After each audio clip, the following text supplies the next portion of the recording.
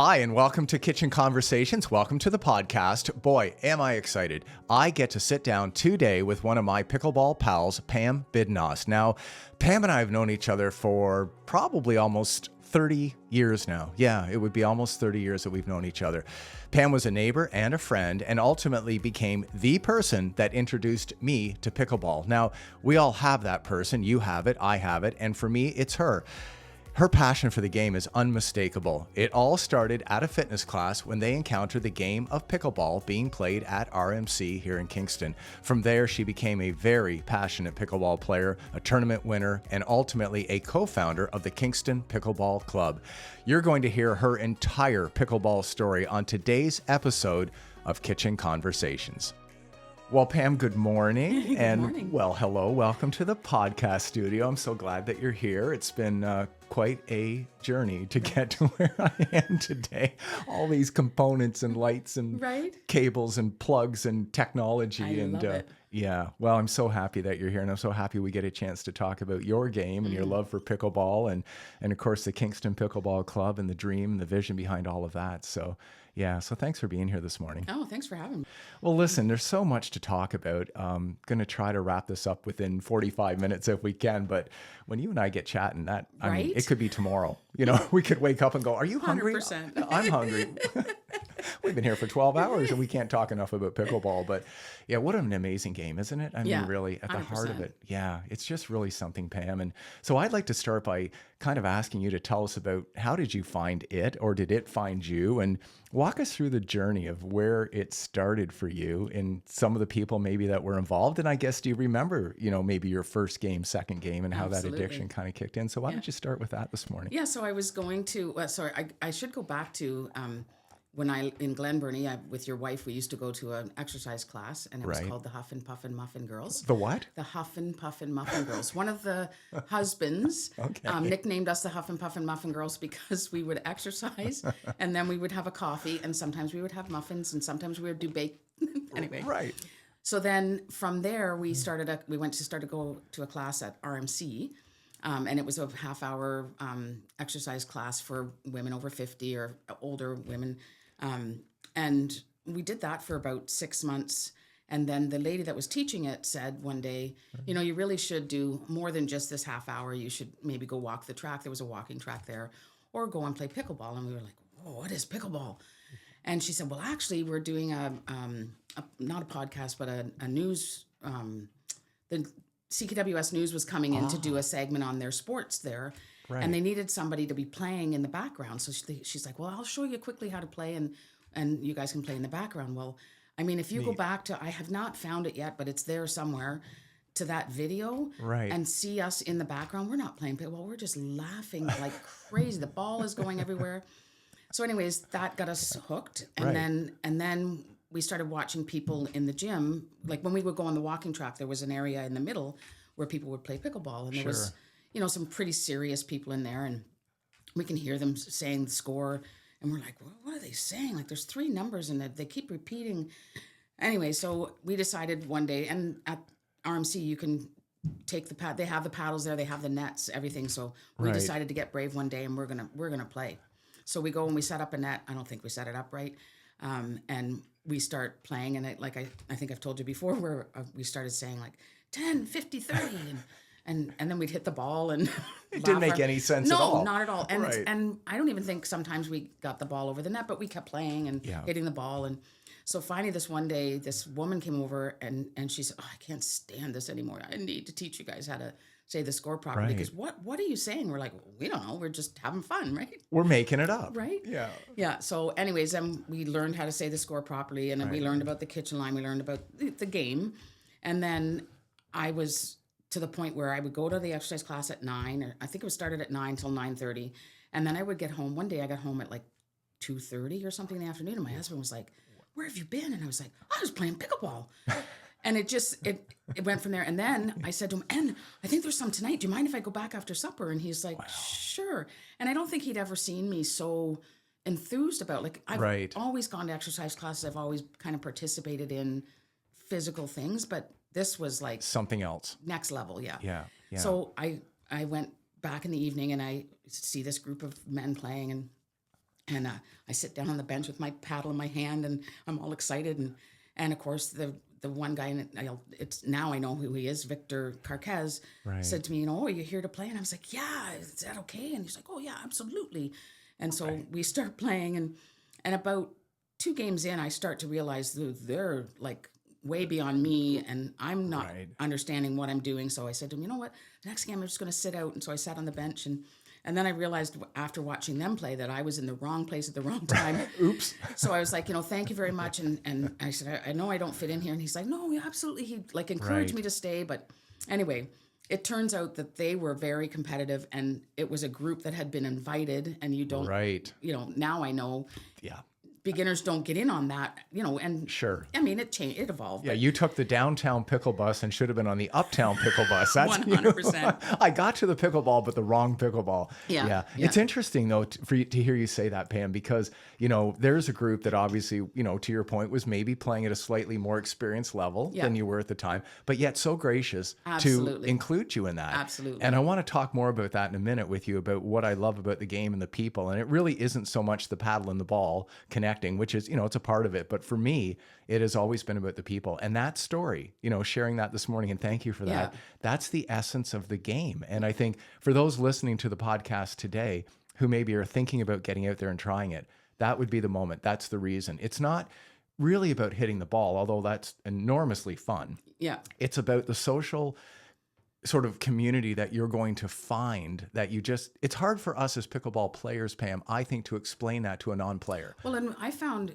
for me it was because I started playing at, I think I was 55. Right. I never dreamt that I would be this devoted to a sport, and I would win medals and go to competitions at this age. I just was looking for something to get me some exercise.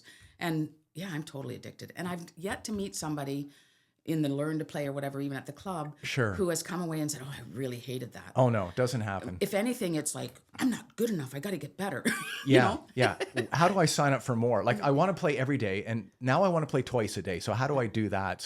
But let's go back to Victor and that group and that moment, because obviously in that moment, it had started for you. And when I say it, I'm referring to the addiction. Absolutely. And if you're listening to Pam and I this morning on this podcast, and you're kind of wondering what we mean by that, just try it and then you'll know. And there is a point of no return. And that was your point of no return. 100%, yeah. And, your husband realized it, you realized it, and, you were knee deep by that point. It was like quicksand. It's like pickleball quicksand. Yeah. It just sucks you in. And I think I went to Racket Science the next week and bought myself a paddle and a bag. Right. Why not? Yeah. Right? Now I got to gear up. Yeah, it's time to go. I'm not using those crappy RMC paddles. I'm a pro. I'm almost pro level now. So and that was the other thing. Those RMC paddles were the old-fashioned wooden ones with the holes in them. Yeah. Well, this game started in 1965, as you and I both know, on Bainbridge Island. 2. Yeah. And I was 2. I wasn't born yet. So almost. Close, 67. So a couple years late. But, to think about that game and how it started, Pam, and the reason it started was a bunch of kids driving a bunch of parents nuts. Go grab, the ping pong paddles and a net and go grab one of those baseball wiffle balls and go hit it around. And, to think about where it is today.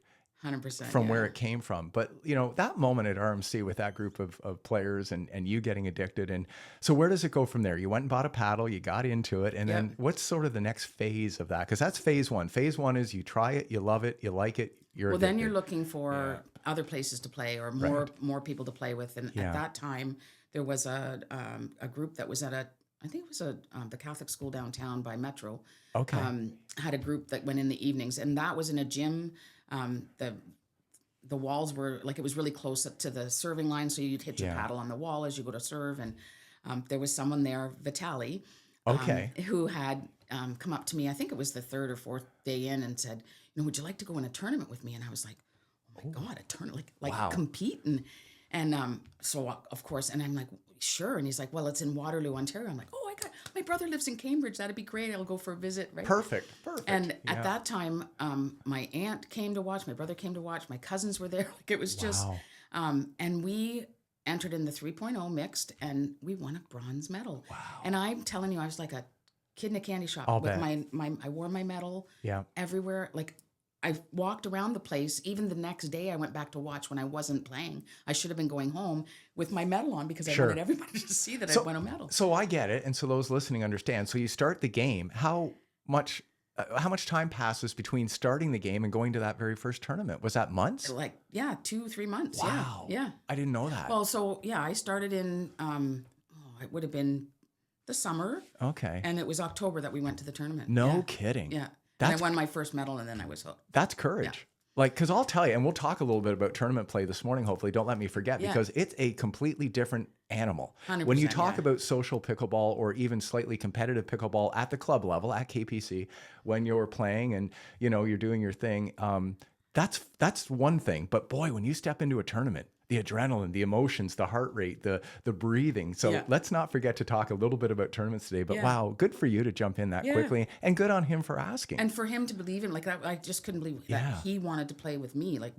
wow. I was blown away. But So that was tournament number 1, and you've got a wall of medals. Well, I've done so well. Wall, it's a little plaque, but I think I've got 20 medals or something. Wow. Yeah. And then I hit a wall. I can't seem to get any more medals now. But actually, just yesterday, Kathy Bally and I were playing, and she's like, "Would you like to do a tournament again?" I'm like, "Absolutely." She goes, "Well, why haven't you been?" I said, "Because nobody's asked me." Right. So it's interesting. Same for me. I'm heading to Peterborough next week to do an overnight to play at Smash Courts. Oh, excellent. I met Jody and Jeff Allen, the owners of that. They've done a lovely job in building out their facility, and Terry Grosjean plays there. Yeah. And of course, Terry and I have done some tournament play through True North pickleball events here and a couple of different things, and we've medaled a couple times together, and we kind of like each other. So he reached out yesterday and said, "Come on up and play next Thursday, and I want to get into a tournament with you again if you're ready to go." And I said, "Well, I have. It's been a couple of years since I played a tournament, so you sort of need somebody to be the start, the firecracker. Let's go, let's do it again." So good for you guys. Well, good luck with that. So it's really something. I think Pam, when we think about that that moment of getting into the game and then trying the tournaments, and then ultimately it just kind of goes and goes and goes. And so sitting here today, tell me a little bit about how all of that start to the game ultimately ended up in you becoming one of the co-founders for the Kingston Pickleball Club. Where did that group kind of begin to get the idea of, hey, this is something that might make sense? Walk me through that story, because it's fascinating. And it got to the point where my husband Sergio was kind of getting tired of everywhere we went. I'm like, we could put a pickleball court there. Pickleball court would fit there. And he just didn't understand. And so we had we are in commercial real estate, and one of our units initially, when I first met my husband, had Kingston Gymnastics Club in it. So it had high ceilings, and they had the trampolines and whatever. So the tenant in that unit was leaving, and I said, maybe we could do our own pickleball club. And so we had reached out to Ryan and Cam Taylor from Collingwood. When we ran the numbers for having 2 indoor courts, it didn't seem as viable as if you had more. And then at that time, Ryan was also looking for some indoor space, and we had outdoor courts here, but there didn't seem to be enough anyway. So then Ryan came across the space where we're at here, and had me come and look at it with him, like our Sergio and I, and he had this idea of the founding members. So everybody pays in advance their membership 5 or 10 years in advance, and then if we could convince some people to lend the club some money and pay it back at 3% simple interest over however many years. I think it was 3 years. And so we started to, talk about that. And so Kingston Pickleball Club was already established at that point as a non-for-profit. Right. So put a timeline on this. When you're talking about all of this happening, talking to Cam Taylor, talking to Ryan Haynes, touring some buildings, thinking about building an indoor club for the Kingston Pickleball Club. What's the timeline on that? Is that 20? I think it was, it was before COVID. So it would 17? have been, 17, 18. Yeah, right. Okay. So we're going back that far. So almost a decade ago, give or take, because we're sitting here recording this. Oh my goodness. I know. Which means we're a decade older than we were when that started. We won't talk about that. Right? But to think about that, Pam, and I think that's an important part of this story, because I think people that go and play at KPC today and walk in and see what's there, and in all fairness to those people who maybe have just started with the game, no understanding, and even going back further, the history of pickleball in Kingston with guys like Chuck McDonald, and bringing that game from from Arizona rather into Canada, talking to the city, trying to get Bell Park cleaned up. I mean, Bell Park, those tennis courts there were in such rough shape that he needed a lawnmower, not a can of paint. Like, I think it was pretty Absolutely. rough. But I think a lot of us, and I'm in that us bucket because I came late to the game, we don't have that appreciation that you and some of the others that were part of the Kingston Pickleball Club as sort of a community club. Yeah. You were there when it was gym floors and multiple lines and Oh, that was, yeah. terrible outdoor courts Yeah. and all of that, and the passion to get from there to where we are today and where you are today as a founding member of the club is just phenomenal. And I think that's something worth noting today. I Yeah. really do, because it's hard, and you can't expect someone who wasn't there when it was happening to appreciate. It's kind of like, it's part of Kingston pickleball history. Yeah. And because it's history, it's, it is what it is. So, okay. So that around 2017, this idea to start to form an indoor facility to house the Kingston Pickleball Club started to kind of come together. Yeah. Yeah. Yeah. Perfect. So how does that then get to where it is today? So we looked at the space and we were fortunate because it's in an old muffler manufacturing building. Right. So there was offices in the front, and then there was space in the back. And in the back they had, huge machinery and compressors and all kinds of stuff that was attached to the floor. So there was a lot of work to get the floor ready. One being we had to grind down pipes and whatever. Anyway, we negotiated the lease with Ryan and the Springers, and we looked at it from a landlord's standpoint, and it was reasonable. We found some hidden costs afterwards that we didn't like, but anyways, it all seemed to come together. Yeah. And we had enough people invested in the idea that we had enough money up front. Sure. To get so we had the floor done professionally, the fencing, the painting, the lighting, like anything where the courts are was all done by, or contracted out. Sure. And then the front office area was literally 8 to 10 volunteers for Right. 6 months just in there. Wow. Going at it. Yeah. We took down ceiling tiles and vacuumed them off. We painted some of them. We had to Right. replace some of the light fixture things. The carpet was a mess. Like, it was just, it came together. And there's pictures in the lobby now that are running all the time that Wonderful. show the beginning, which is nice. Yeah. So from the moment that you start thinking about this indoor club in, say, 2017, 2018, to when the doors opened at the Kingston Pickleball Club in the facility at 1050 Gardeners Road that it's in today, what was that amount of time? How long did it take to get from idea to we're open and we're Probably running? a year from the time we started having meetings. Yeah. And then we signed the lease. Right. And the day we opened was the day of the second nationals that we had hosted as well. A big day. Which was huge. Yeah. Yeah, absolutely. But I think, and again, for those listening today, Pam, that maybe are not familiar with the back end story to the Kingston Pickleball Club, it was a club that had a lot of people kind of invested in it. You could buy a membership, I understand, to be $25. $25 to be a member of the Kingston Pickleball Club. Yeah.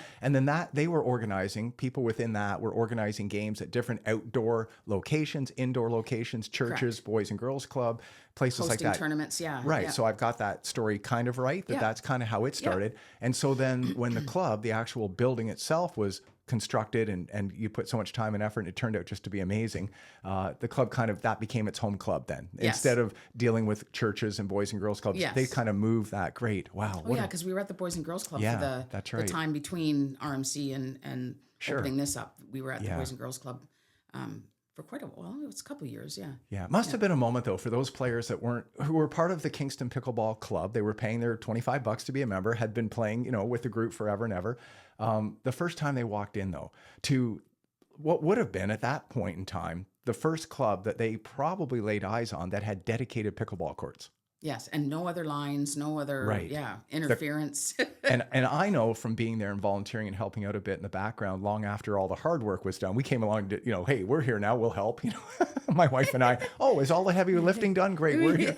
We're here now, we'll sit and help. Yeah. But I know in talking to different people, the amount of time and energy and thought that went into every aspect of that club that the average player wouldn't appreciate today. The rubber within the floor, the way the floor is constructed, even the color of the wall was not just something that you didn't just throw a dart and pick a dark color blue. It was specifically so that the ball, and Ryan Haynes was, instrumental Ryan and Deanna, and Deanna Christie, sure, in defining that. And I think that's the part of that story, Pam, that I'm glad we get a chance to tell it in some small way on this small podcast. Well, and I'm not sure if we were. It was Swing Courts is the one that's Swing. calling. There you That's go. it. There you go. I think Swing opened. Did they open before us or? They opened before. So I think we were the first of this size indoor facility in Ontario for sure, and possibly in Canada. Canada, I don't know that. Like I don't want to say and be wrong, but there's a strong possibility. And since then, look at how many. Well, that's Because we're 4 years in now. Yeah. And now you've got this. You've got swing courts. You've got us. You've got the smash courts. There's another. What's the one in Belleville? Pickleplex is open and running. You've got Fairgrounds running now. You've got the Forge in Ottawa. Yeah. You've got so much. But again, being first is difficult. Like anything, when you're pioneering an idea, and to be able to look at it today. It's scary. Yeah, but in spite of all of that, Pam, to look at what's there today. It still is best in class in a sense that, so, yeah. You know what I mean by that? Like, and there's been some recent improvements. You made some adjustments to fence heights, which has just been, it's transformed the space. To see it today versus say 6 months ago. And yet at the time it made sense to have slightly higher fences in certain court areas. But now when you look at it, and I know that your social people did a really nice sweeping video of it on Facebook. So if you haven't seen it, go to Facebook, check it out, join, and be part of that, because to see how that worked and how it just kind of opened up the space, it's almost like a brand new club again. Yeah, exactly. It's that, impactful. It's done it. But I just think to those people, I think, because when my wife and I walked in, we'd gone to one of the open houses just prior to opening up, and I think there was no fencing. I can't remember specifically what was there that day, but it was just like, oh my gosh, you walk around the corner. For Nationals, we had the curtains. When we opened, I think weren't we using the cardboard? I think it was until cardboard the fencing went in? sort of dividers. Yeah, I do. But I remember walking in, and there's a door there. I call it the magic door because it's kind of like the polka dot door. Remember? Oh. Yeah, wasn't that a TV show, the polka dot door? I can't remember who was it. Yeah. But this is kind of the version, the Kingston Pickleball Club. She looked through the mirror. That's like a paddle. Oh, look, here we are. But when you go through that door for the very first time, and I've had the pleasure of walking dozens of people through that door when I was volunteering on the desk. It's like, wow, they're just not expecting it, because they come in the front door, they say hello, down the hall they go, you give them a little tour, change room, kitchen, boardroom, and here's the courts. And when you open that door, it's a moment. And I try to imagine those people that were playing pickleball in 2012, 2013, 14, 15, 16, 17, loving the game, but playing it on multi-court surfaces, some hardwood, some concrete, arenas, hockey rinks, wherever they could set up a net, and to walk in there and play their very first game on what was arguably, the only club in Ontario of its kind, possibly Canada, and to have that moment, the pride that you and the other co-founders had in that. It must have been emotional. Like, it almost gives me chills now to think about. I still get, and I still have, I love taking people on a tour, and my line is always, and this is our pride and joy, and I open the door, and they, oh my God, it's huge. So you should really have some kind of a sound effect that when you open the door, right? That you just made it a minute ago.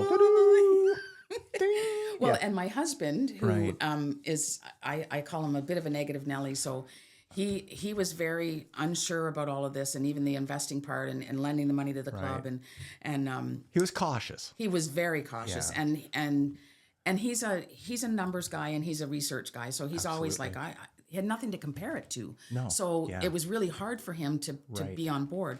And the other day he was talking to somebody, I don't know who it was, and he's like, well, if you wanted to have a 12-court facility, and I looked at him and I said, what are you doing? What is happening? Yeah, what's happening? Because he went from, this is never going to work. There's no way he could, and doing the numbers as far as a landlord goes, he couldn't see how that was going to, how many members you needed and whatever.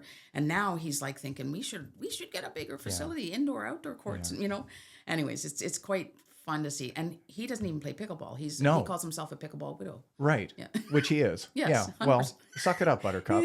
It's all about me and my paddle. Me and my paddle, my new best friend. Yeah. Well, and I think one of the smart moves, he made a lot of smart moves, by the way, the co-founders, the board, everybody, in setting up as a not-for-profit. I think that was critical to it. And I think maybe that's a message that isn't understood broadly enough in the community. I think that's something we should talk about more. That's right, yeah. It is a not-for-profit. So it's unlike some of the other facilities, which are, in it, and that's fair. I'm not judging. I'm certainly not judging, but I'm simply saying that you are also not only first to do it, you're also the only not-for-profit operating, at least in this part of the world that I'm aware of. And that's significant because the membership should appreciate that. And the volunteers that pour a lot of hours into keeping those doors open.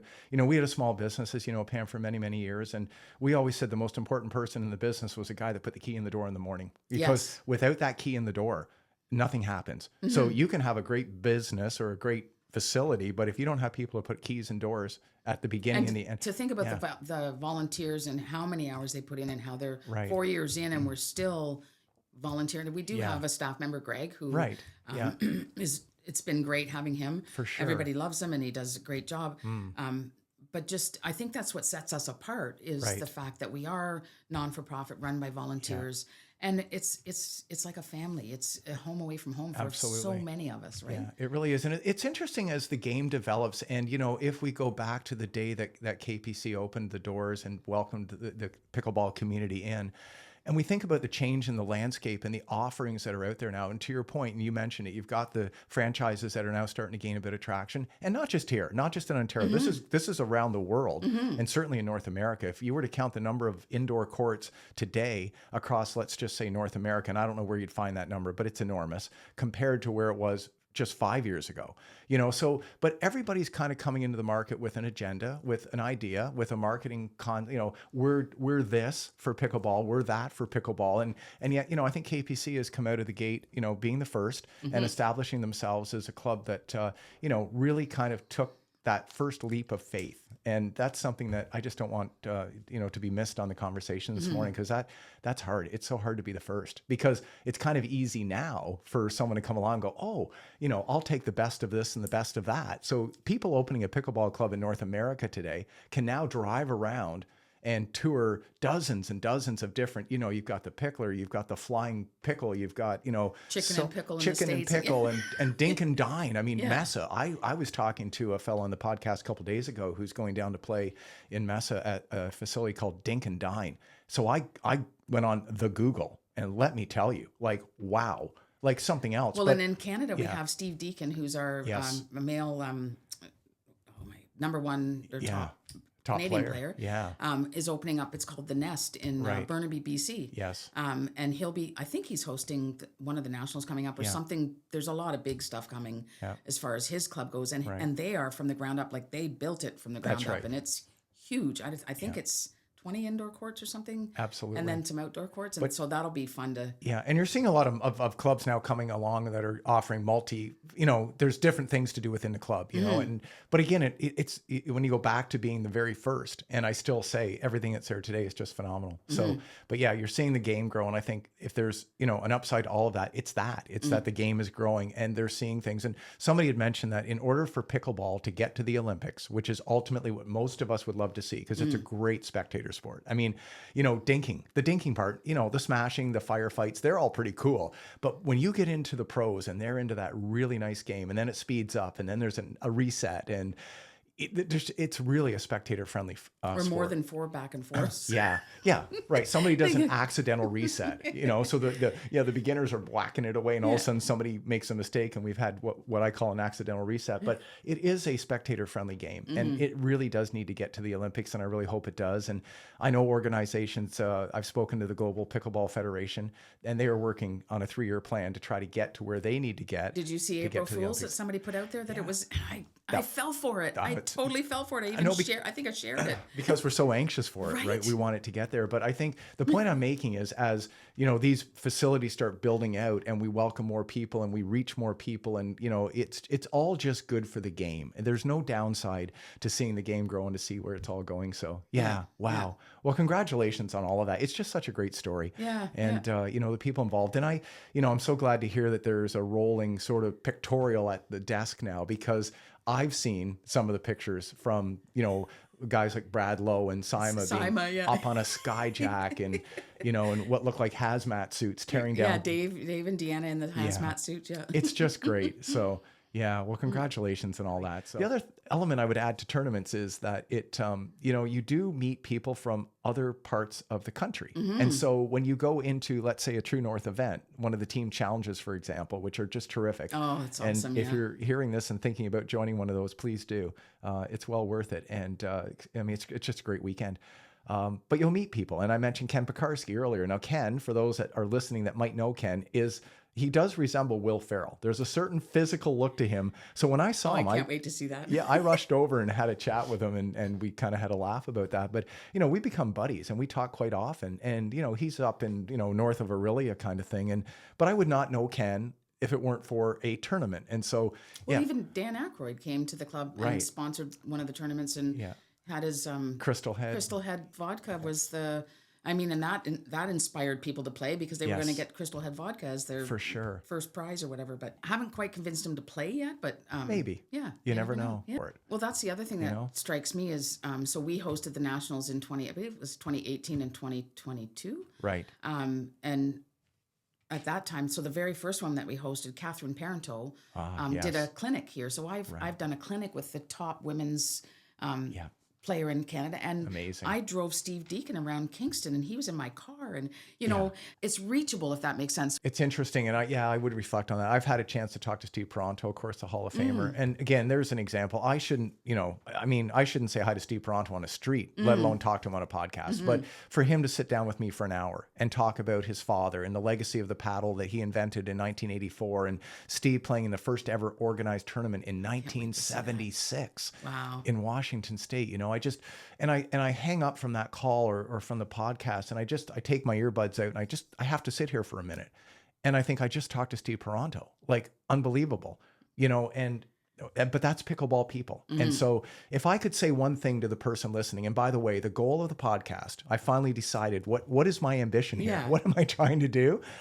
I'm trying to inspire just one person per I'm episode. sure you're going to inspire many more. If we can get just one to pick up a paddle, Pam, because I think if this is a game that you go through life not trying, that you're making a mistake. And listen, I will say on closing with you here today that the game is in good hands. And by that, I mean, I've had a chance to talk to two really fascinating young people, both in their 20s. One's a top-rated pro in the UK named Millie Smythe. And Millie is, when I spoke to her training in Australia, down there doing some training, but she's a top 3 player in her age bracket in the UK. And she's come up with a company called Cracked Pickleball. So we're going to get that podcast out at some point. And it may, depending on how this all schedules out, either that podcast is already out, so go check out the channel, or it's coming, so go check out the channel. But I can't exactly tell you when all of these are going to come out. But needless to say, I spoke to her, and she has come up with taking cracked pickleballs and turning them into things like coasters. Oh, that's and awesome. Little keychains. Oh, I love it. Yeah, so I've got a parting gift for you today. I've got thank you. some coasters and a little keychain to take with goodness. you. So that's one young person that has recognized, I think, Pam, what I call a bit of the dark side of the game. And that is that globally speaking, there's about 500 million pickleballs produced, for sale in the world each year. Yeah. And the estimate is somewhere between 100 and 200 million that get cracked or warped or damaged. And unfortunately and sadly in the moment, many, many of those are just hitting a landfill. So this young lady has come up with a way to collect these balls, crush them down, and create this product. So she does keychains, carabiners, she's just trying to make a difference. The other interesting guy is a guy named Dylan Rosenthal. And I'm holding in my hand right now the very first recycled pickleball in the world. It's phenomenal. This was out of the very first batch that he did. And he's got collection bins out across 70 plus courts and facilities in the U.S. He's based out of Florida. I was going to say it's not in Canada yet. Yeah, not yet, but he's looking at scaling up and global. He's just still working through some of those initial humps and bumps and what it takes to do what he's doing. But, we played with this ball at KPC a week ago with 4 other guys, and I threw it into gameplay without them knowing it. And at the end of the game, one of them being Chuck, who's like Chuck an McDonald, expert, who knows what a ball should feel Right? like. I'm not sure about the other 3, but anyway, he sure knows. I mean, we could have been playing with I gosh didn't mean knows it what. like that, but yeah. I can pick on them. They're my buddies. But, I think the point being is we played with this for a couple matches. And when we came off the court, I said to the guys, is there something weird about that ball today? Like, what are you talking about? Or whatever. And I said, well, just wondering. And they said, no, it's perfectly fine. Like, there's nothing wrong with it. And I said, great, because we just made history. We just made history at KPC this morning by playing one of the first recycled balls ever produced in the world. And it was a moment, Pam. I mean, everybody just kind of stopped talking for a second, and everybody's trying to get their head wrapped around what it is. So when I say the game's in great shape, that's partly what I'm talking about. You've got young people like Millie Smythe, Dylan Rosenthal, looking at the game through a different lens, because again, born in the 60s, we didn't do a lot right when it came to planet Earth. Let's be honest. Yes. Like TV dinners, plastic, waste, landfills. So it's really inspiring to see the demographic of the game shifting, younger people coming into it, but also not just coming into it to play, but to also support it and to make it, a little more sustainable. Yeah. So I'm thrilled that the podcast is somehow able to share those stories and be Yeah. part of that. So, and I want to close on a final note by thanking you personally. You are the reason I play pickleball. Aw. No, you're it. You're the number one reason. You dragged Fran and I in there. You had us come over and see the open house. I You was said, so excited to have you guys there. Yeah. without pickleball, I don't have all of these friends that I've mentioned a few of today. I don't have the social community, network. yeah. I don't have that reason to get up and get off the couch every day and go hit the ball. And I don't have this podcast. And as much as I know this podcast is not going to make a significant difference, if it does in some way I inspire think it will. 100%, just a couple people to try the game, Pam, I think it's worked. So it's a game that's so important to all of us for so many different reasons. But I just wanted to thank you. I didn't want to let you get away on this morning, because we all have that person. We really do. And for you, in some ways, it was Victor at RMC who welcomed you into a slightly more competitive game that you had no business being at, Right. but still made you feel welcome. And then from there, the next thing you know, you're doing tournaments, and here you are today. So, well, listen, continued success at KPC with you. And all the work that you're doing over there. And you as well. Yeah. thanks. Yeah, I'm enjoying the game and I'm enjoying the podcast. And thanks for this, because I think this is really gonna. It's fun. Yeah, it's been fun. So, well, thanks for being here. Appreciate it. Yeah. Have a great day.